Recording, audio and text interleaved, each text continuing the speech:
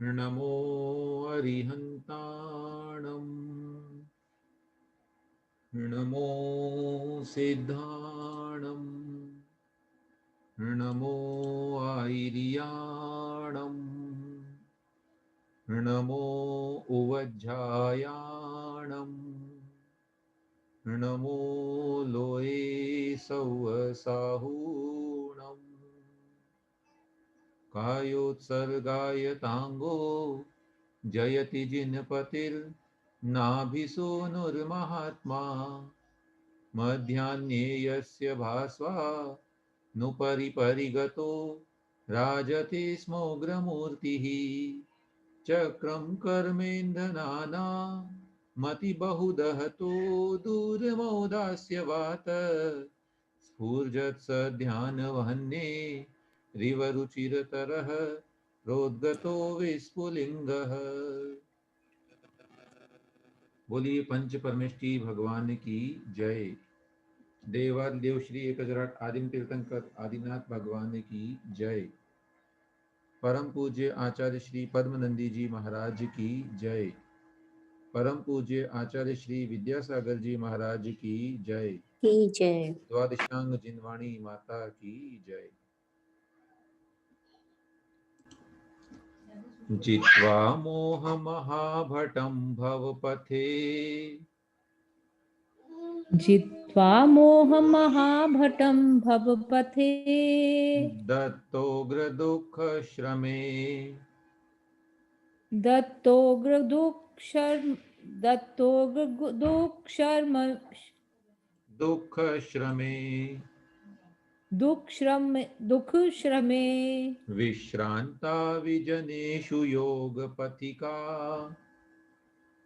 विश्रान्ता विजनेषु योगपथिका दीर्घे चरन्तः क्रमात् दीर्घे चरन्तः क्रमात् प्राप्ता ज्ञानधनाश्चिरादभिमतम् प्राप्ता ज्ञानधनाशिचरादभिमतम् स्वात्मोपलम्भालयम् स्वाप्तमोपलाम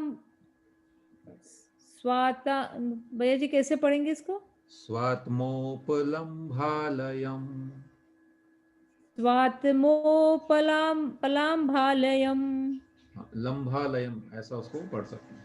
लम्भालयम् नित्यानंद कलत्र संग सुखिनो नित्यानंद कलंत्र संग सुखिनो ये तत्र तेभ्यो नमः। ये तत्र तेभ्यो नमः। ठीक। जित्वा मोहमहाभटं भवपथे दत्तोग्रदुःखश्रमे विश्रान्ता विजनेषु योगपथिका दीर्घे चरन्तः क्रमात् प्राप्ता ज्ञानधनाश्चिरादभिमतम् स्वात्मोपलम्भालयम् नित्यानन्दकलत्रसङ्गसुखिनो ये यत्र तेभ्यो नमः। पुस्तक में तत्र के स्थान पर यत्र शब्द लिखा हुआ है और यहाँ प्रिंट में तत्र आया है। हो सकता है किसी दूसरी किताब में तत्र मिलता हो, इसलिए ऐसा लिखा गया। देखिए इसका संधि विच्छेद करके, जित्वा मोह महाभटम भवपथे दत्त उग्र दुःख श्रमे विश्रांताः विजनेषु योगपथिकाः दीर्घे चरन्तः क्रमात् प्राप्ताः ज्ञानधनाः, और यहाँ से शब्द आएगा चिरात अभिमतम स्व आत्म उपलम्भ आलयम स्वात्म उपलम्भालयम नित्य आनंद कलत्र संग सुखिनः ये यत्र तेभ्यः नमः। संसार में व्यक्ति कैसे सुखी माना जाता है, उसी को उपमित करते हुए, उसी का उपमान देते हुए, और मुनिराज कैसे सुखी होते हैं इस बात को यहाँ बता रहे हैं। कह रहे हैं जित्वा मोह महाभटम, मोह रूपी महायोद्धा को जीत करके, कहाँ पर? भव पथे, संसार रूपी रास्ते में। संसार का जो मार्ग है वो बड़ा भयानक है। तो कैसा है वो मार्ग? दत्त उग्र दुख श्रमे, जिसने भयंकर दुख और श्रम यानी थकान है ना, परिश्रम जो होता है वो हमें देता है। उस रास्ते पर चलते चलते मनुष्य थक जाता है। ऐसे थकान को देने वाले और दुखों को देने वाले उस रास्ते पर जो कितना है, कैसा है, नीचे की पंक्ति में शब्द आया दीर्घे, अर्थात बड़ा ही विशाल है। ऐसे उस रास्ते पर चलते, चरंतः चलते हुए, जब क्रमात यानी क्रम से मोह रूपी महायोद्धा को जीत करके, और योग पथिका, जो योग के राहगीर हैं अर्थात योग के माध्यम से चलने वाले हैं, ऐसे योगी जन, ऐसे मुनिराज क्या करते हैं? विजनेशु विश्रांता, विजन में जाकर के, निर्जन में जाकर के, है ना, जहाँ कोई नहीं है, एकांत में जाकर विश्राम करने लग जाते हैं। वे वहाँ विश्राम करते हैं। और कैसे हैं वे? नीचे की पंक्ति में आया है तीसरी में, ज्ञान धनाहा, अर्थात उनके पास में ज्ञान रूपी धन है। और चिरात अभिमतम, चिरात यानी चिरकाल से, अभिमतम जिसको चाहा गया है अथवा जो श्रेष्ठ है, दोनों अर्थ इसके लिए हैं।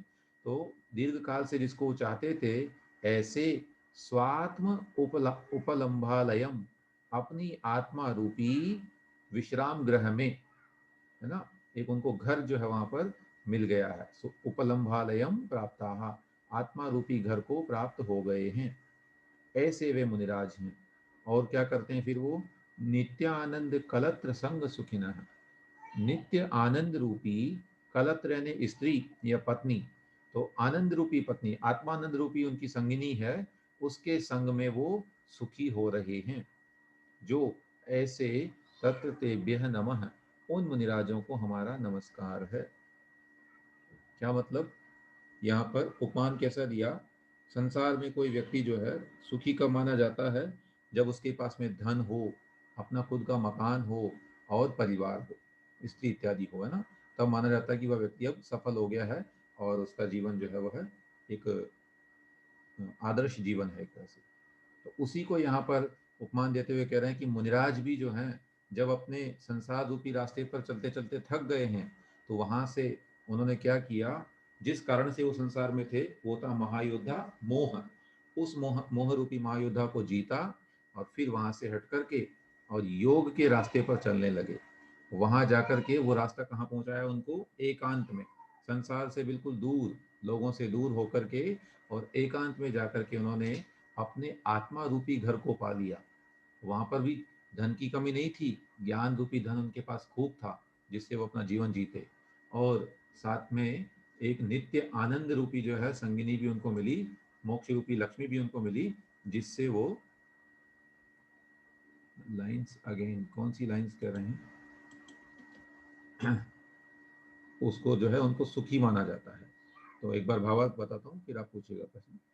भावार्थ में कह रहे हैं, जो योगीश्वर रूप पथिक, अत्यंत दुख को देने वाले संसार रूपी विशाल मार्ग में विचरते हुए समस्त ज्ञान आदि धन को चुराने वाले मोह रूपी योद्धा को जीतकर निर्जन स्थान में विश्राम करते हैं, तथा जो ज्ञान रूपी धन के स्वामी हैं और जिनका कभी भी नाश नहीं होने वाला, ऐसा जो आत्मिक सुख रूपी स्त्री, उसके संग से वो सदा सुखी हैं, तथा अपने आत्मा के स्वरूप की जहाँ पर प्राप्ति होती है, ऐसे स्थान में विराजमान हैं। उन योगियों को मैं नमस्कार करता हूँ, वास्तव में वे बड़े महान हैं। तीसरी पंक्ति को पुनः देखना चाह रहे हैं, देखिए, प्राप्ताहा, प्राप्त हो गए हैं। किसको प्राप्त हो गए हैं? आखिर में लिखा हुआ है स्वात्म उपालंबालयम, उपलम्बालयम, अपनी आत्मा रूपी, उपलम्ब का मतलब विश्राम और आलय माने घर, तो आत्मा रूपी विश्राम घर को, विश्राम गृह को प्राप्ताहा, प्राप्त कर लिए हैं। और कैसे हैं? कैसा था वो घर? चिरात अभिमतम, चिरकाल से जिसको चाहा गया था, जिसको वो चाहते थे, ऐसे आत्मरूपी घर को उन्होंने पा लिया है। और ज्ञान धन तो वो है ही, ज्ञान धनी है। ऐसे उन मुनिराजों को हमारा नमस्कार होवे।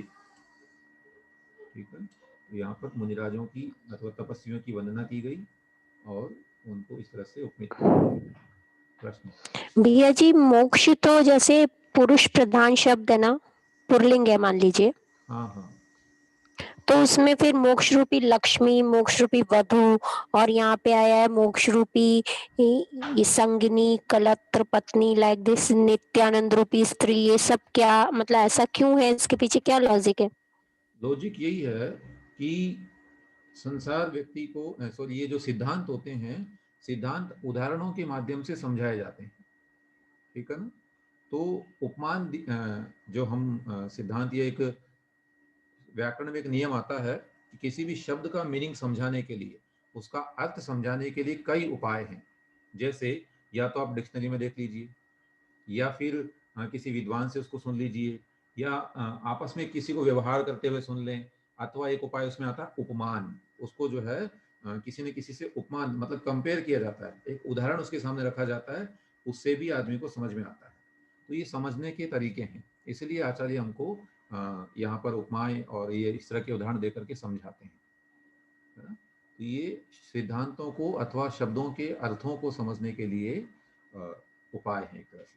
अन्यथा मोक्ष रूपी सुख कैसा होता है, तो उसको केवल बिरले लोग ही समझ पाते, जनरल आदमी जो है वो नहीं समझ पाता, उसको उसी की भाषा में समझाना पड़ता है। इसलिए यहाँ पर ये उपमान दिए जाते हैं, ऐसी तुलनाएं की जाती है। और संसार की अगर स्थिति देखी जाए तो वहाँ किसको सुख माना जाता है? मनुष्य पर्याय में सबसे अधिक सुखी इसी बात का है कि बस विवाह हो गया, मतलब अब व्यक्ति सुखी हो गया, उसका गृहस्थ धर्म अपना लिया उसने, तो वह अपने आप को बड़ा सक्सेसफुल मानता है। उसके पास धन होना इसलिए चाहिए। स्त्री की उपमा दी है। हाँ, मतलब उसमें कंपेयर किया जा रहा है एक तरह से। बाकी ये उदाहरण हमेशा एक देश होते हैं, ये ध्यान रखिए, है ना। ऐसा नहीं करेंगे कि बिल्कुल अरे वो स्त्री है ये है, वो नहीं, वहां केवल उपमान के लिए बनाया जा रहा है, समझाने के लिए। चलिए आगे बढ़ते हैं। पद्य क्रमांक 164, 7 अक्षरों में पढ़ेंगे इसको, एक पंक्ति को 3 बार में। ठीक है इत्यादि बेटा। इत्यादिर्धर्म एष इत्यादि धर्म एष क्षितिपसुर सुखा क्षितिपसुर सुखा नर्घ्यमाणिक्य कोशः नर्घ्यमाणिक्यकोशः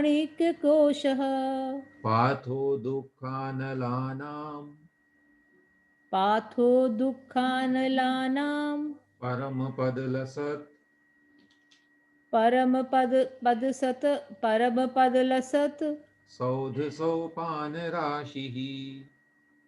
सौधसोपानराशिः एतन्माहात्म्यमीशः एतन्माहात्म्यमीशः कथयति जगताम् कथयति जगतां केवली साध्वधीता केवली साध्वधीता सर्वस्मिन् वाङ्मयेथ सर्वस्मिन् वाङ्मयेथे सर्वस्मिन् वाङ्मयेथ। हाँ, ये ड नहीं है, क ख ग घ ङ जो हम पढ़ते हैं ना, पांचवा अक्षर क वाली लाइन का, वो है ये। तो इसको वाङ्मय ऐसा पढ़ते हैं, वाङ्मयेथ। वाङ्मयेथ वाङ्मयेथ स्मरति परमहो स्मरति परमहो मादृशस्तस्य नाम। मादशस्त्रस्य नाम। ठीक। इत्यादिर्धर्म एष क्षितिपसुरसुखा नर्घ्यमाणिक्यकोशः पाथो दुःखानलानां परमपदलसत् सौधसोपानराशिः एतन्माहात्म्यमीशः कथयति जगतां केवली साध्वधीता सर्वस्मिन् वाङ्मयेथ स्मरति परमहो मादृशस्तस्य नाम। इत्यादिः धर्मः एषः क्षितिप सुर सुख अनर्घ्य माणिक्य कोशः पाथः दुःख अनलानां परम पद लसत् सौध सोपान राशिः एतत् माहात्म्यम् ईशः कथयति जगतां केवली साधु अधीता सर्वस्मिन् वाङ्मये अथ स्मरति परम अहो मादृशः तस्य नाम। यहाँ पर आचार्य अपनी लघुता प्रकट करते हुए बता रहे हैं, इत्यादि ही, इत्यादि मतलब इस प्रकार से, जो हमने वर्णन पढ़ा अभी तक का, उसमें धर्म की परिभाषाएं कही गई है, श्रावक धर्म, मुनि धर्म, दसलक्षण धर्म, और अनेक प्रकार से जो वहां पर बताया हमको आत्मधर्म इत्यादि के माध्यम से। सो एषः धर्म, ये जो धर्म है अब तक जो हमने पढ़ लिया है, वह धर्म का स्वरूप कैसा है? क्षितिप सुर सुख, क्षितिप यानी होता है राजा, क्षितिप शब्द बना है, क्षिति यानी पृथ्वी, प यानी पालने वाला, तो पृथ्वी का पालन करने वाला वो कहलाता है राजा। सो क्षितिप यानी राजा, सुर यानी देवता, और सुख यानी उनका जो सुख है, तथा अनर्घ्य माणिक्य कोश है, बेशकीमती बहुमूल्य जो रत्न होते हैं, माणिक्य इत्यादि, उनका वो खजाना है। क्या मतलब? वह धर्म हमें राज्य पद को देने वाला है, देवता पद को देने वाला है, और भी बेशकीमती माणिक्य इत्यादि अनेक धन धान्य को देने वाला होता है, कुल मिला के सांसारिक सुख। और क्या है वो धर्म? पाथः दुख अनलानाम, दुख रूपी जो अनल, अनल यानी होती है अग्नि, दुख रूपी आग के लिए वह पाथः यानी पानी है, जल के समान है। और परम पद लसत सौद सोपान राशि ही, परम पद जो शिव पद है, मोक्ष पद है, सिद्धों का जो पद है, उस पद से शोभायमान सौद यानी जो महल है, उस महल पर चढ़ने के लिए सोपान राशि ही, सीढ़ियों की पंक्ति है, सीढ़ियों का समूह है। वो धर्म जो है एक प्रकार से मोक्ष महल में जाने के लिए सीढ़ियों के समान है। एतत् माहात्म्यम, इसकी महिमा को, उस धर्म की महिमा को ईशः कथयति जगताम, जगताम यानी जगत के, ईशः यानी स्वामी, संपूर्ण संसार के जो नाथ हैं, लोक के नाथ जो हैं, तीनों लोकों के स्वामी, वो हैं केवली, केवली भगवान, कथयति कहते हैं। वही वास्तव में धर्म की महिमा बता सकते हैं। और कौन बता सकते हैं? साधु अधीता, जिन्होंने अच्छी तरह से पढ़ा है। किसको? सर्वस्मिन वाङ्मये, संपूर्ण वाङ्मय को अच्छी तरह पढ़ने वाले या जानने वाले ऐसे गंधर्व भगवान, महान आचार्य जो हुए, वे ही श्रुत केवली इत्यादि उस धर्म की महिमा को बता सकते हैं। अथ, और, या परम यानी परंतु, अहो, अहो यानी आश्चर्य है, मादृश है यानी मुझ जैसा व्यक्ति जो कि अल्पज्ञ है, वह तो तस्य नाम स्मरति, केवल उसका नाम मात्र का स्मरण कर लेता है। यही बहुत बड़ी बात है कि धर्म का हम तो स्मरण बस कर पाते हैं, हम कहाँ धर्म का व्याख्यान कर पाएंगे या धर्म की महिमा आपको बता पाएंगे। हम तो केवल धर्म का नाम ही स्मरण कर सकते हैं, बाकी उसकी पूरी महिमा का बखान करना ये हमारे बस की बात नहीं है। ठीक है ना? देखें बाबा यही कह रहे हैं, ग्रंथकार कहते हैं कि पूर्व में जो दया आदि 5 प्रकार का धर्म कहा है, वह धर्म बड़े बड़े चक्रवर्ती आदि राजाओं के तथा इंद्र, अहम इंद्र आदि के सुख को देने वाला है, और समस्त दुखों को मूल से नाश करने वाला है। और वह धर्म निर्वाण रूपी महल में चढ़ने के लिए पेड़ी के समान है, अर्थात जो मनुष्य धर्म को धारण करता है उनको मोक्ष की प्राप्ति होती है। ऐसे उस धर्म के महात्म्य को साक्षात केवली अथवा समस्त द्वादशांग के पाठी गणधर ही वर्णन कर सकते हैं, परंतु मेरे समान मनुष्य तो केवल उसके नाम को ही स्मरण कर सकते हैं, अर्थात मैं तो बहुत ही अल्पज्ञ हूँ, मैं क्या महिमा बता पाऊंगा। भैया जी फर्स्ट 2 लाइन की पद से शब्द से अर्थ बताइए ना फिर से। कौन सी लाइन? पहली? पहली दूसरी। हाँ देखिए, इत्यादि ही, इत्यादि मतलब इस प्रकार से जो अब तक कहा गया है ना, इत्यादि हम जानते हैं जनरल वर्ड हिंदी में भी।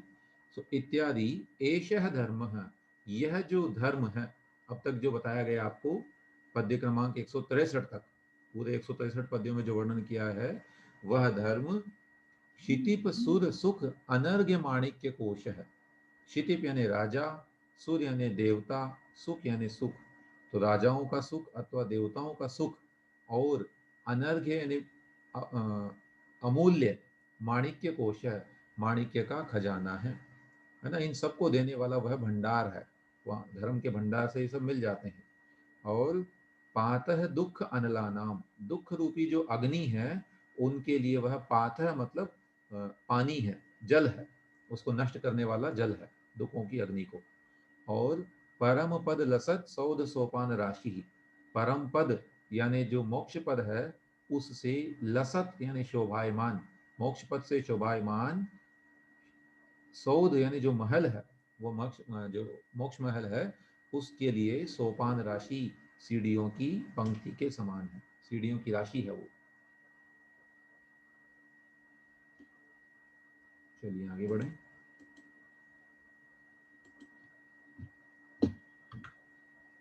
पद्य क्रमांक 165 शार्दुल विकट छंद है। शश्वत जन्म जरांत काल विलसत,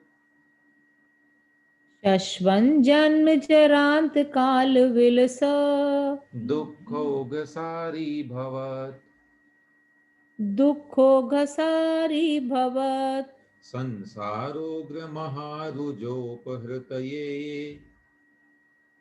संसार रोग महारूप, संसार रोग महारुजोपहतृतये,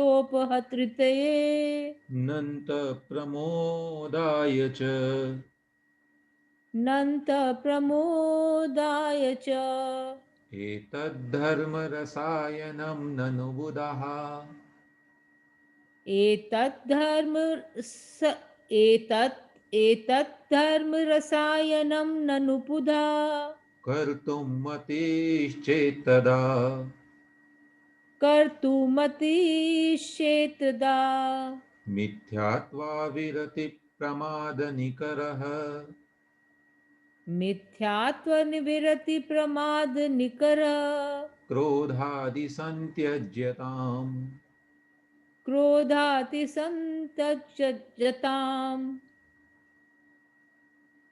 शश्वज्जन्मजरान्तकालविलसद् दुःखौगसारी भवत्, संसारोग्रमहारुजोपहृतये नन्तप्रमोदाय च, एतद्धर्मरसायनं ननु बुधाः कर्तुं मतिश्चेत्तदा, मिथ्यात्वा विरतिप्रमादनिकरः क्रोधादिसन्त्यज्यताम्। शश्वत जन्म जरा अंत काल विलसत, दुख ओघ सारी भवत, संसार उग्र महारुज उपहृतये। ये पूरा एक शब्द हुआ अभी तक। अनंत प्रमोदाय च, एतत् धर्म रसायनम ननु बुधाः कर्तुम मतिः चेत तदा मिथ्यात्व अविरति प्रमाद निकरह क्रोध आदि संत्यज्यताम। कह रहे हैं बुधाहा एक शब्द आया इसमें, हे बुधाहा, हे ज्ञानियों, चेत यानी यदि, शाश्वत जन्म जरांत काल विलसत, इस पंक्ति का देखते हैं। शाश्वत यानी जो अनादिकाल से, शाश्वत काल से जन्म जरा और अंत, अंत यानी मृत्यु है ना, अंत काल माने मृत्यु। सो जन्म जरा और मृत्यु से विलसत यानी सहित है, इन तीनों से युक्त है। इसमें तीन चीजें, तीन लक्षण उसके पाए जाते हैं, जन्म जरा और मृत्यु। और दुख ओग्र सारी भवत, दुखों से, इनके दुखों से, जन्म जरा मृत्यु के दुखों से, ओघ सारी, दुखों का जो समूह है उससे, सारी भवत यानी बड़ा ही प्रबल हो रहा है, बड़ा ही जोर पकड़ रहा है, ऐसा संसार उग्र महारुज है, संसार रूपी भयंकर महारोग है। संसार का ये रोग हमको लगा हुआ है जिसमें हमें जन्म जरा मृत्यु के कठिन दुख सहन करने पड़ते हैं। उस रोग को उपहृतये, नाश करने के लिए, उसको मिटाने के लिए पहला उपाय, पहला कारण। और अनंत प्रमोदाय, अनंत सुख को पाने के लिए, च यानी और, एतत् धर्म रसायनम, इस धर्म रूपी रसायन को, रसायन माने औषधि एक तरह की, अमृत जो है, धर्म रूपी अमृत को कर्तुम मति ही, करने की यदि इच्छा है, करने का यदि मन है, तीन चीजें करने का मन है, एक तो संसार रूपी रोग को नाश करना, दूसरा अनंत सुख को पाना, है ना, और या इन दोनों कार्यों के लिए जो है धर्म ही एकमात्र रसायन है। उस धर्म रूपी रसायन को यदि आप पाना चाहते हो तदा, तो फिर क्या करना पड़ेगा? मिथ्यात्व, अविरति, प्रमाद, इनका जो समूह है, निकरह माने समूह, और क्रोध आदि, इन सबको त्याग दीजिए। ये प्रकार का परिहार है, परहेज बोलते हैं हम लोग शायद हिंदी में। जब किसी रोग को दूर करना होता है तो एक तो औषधि ग्रहण की जाती है और दूसरा एक परहेज किया जाता है ना, कुछ ना कुछ छोड़ना पड़ता हमको। तो यहाँ पर वही कह रहे हैं आचार्य महाराज कि संसार रूपी रोग को अगर नाश करना चाहते हो तो पहली बात तो धर्म रूपी रसायन को अपनाना पड़ेगा, धर्म ही एक उसकी औषधि है। और दूसरा आपको एक परहेज रखना पड़ेगा। वो परहेज किससे है? मिथ्यात्व से, अविरति यानी असंयम, प्रमाद और निकर यानी इन सबका जो समूह है, तथा क्रोध आदि कषाएं, इन सबको त्यागना पड़ेगा। कुल मिला के यहाँ सिद्धांत जो है वो है कि कर्म बंध के 5 हेतु कहे गए हैं, मिथ्यात्व, अविरति, प्रमाद, कषाय और योग, ये 5 हेतु हैं। तत्वासूत्र में आपने पढ़ा होगा। सो ये पांचों बंध के हेतु हैं, इन सबको हमें छोड़ना पड़ेगा, तभी हमें ये हमारा संसार रूपी रोग नष्ट होगा। तो हम सभी जानते हैं मिथ्यात्व कौन होता है? मिथ्या देव शास्त्र गुरु को मानना अथवा 7 तत्व का विपरीत सिद्धांत करना, आत्मा अनात्मा को नहीं मानना, ये सब मिथ्यात्व है। इसके भी 5 भेद आते हैं, फिर उन सबको हमें छोड़ना होगा। अविरति यानी असंयम से दूर रहना होगा। प्रमाद जो 15 प्रकार का कहा गया है उसको भी हमें छोड़ना होगा। और मन वचन काय की चंचलता और क्रोध मान माया लोभ, इन सब को जो है हमें कुल मिला के 57 प्रकार का आश्रय हो जाता है।